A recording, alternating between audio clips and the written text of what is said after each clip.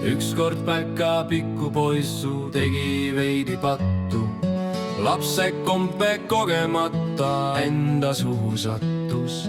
Mõtled pere sussi juures, kus on asja iva. Isa õue päkapikku otsima läksiva. Aga kus sa enam leiad, tajun nõnda väike ja eks ole jõuluajal sadu kommikäike.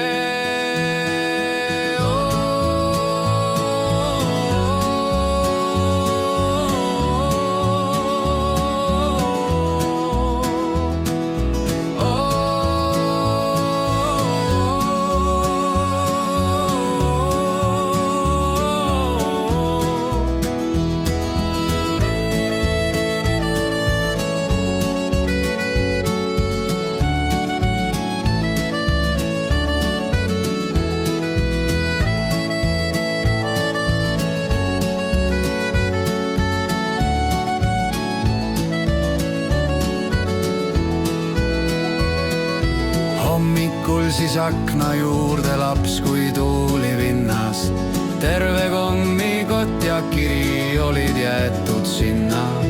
Kirjas seisis päkapikult, palun andestust. Olen edaspidi paia igatahes just.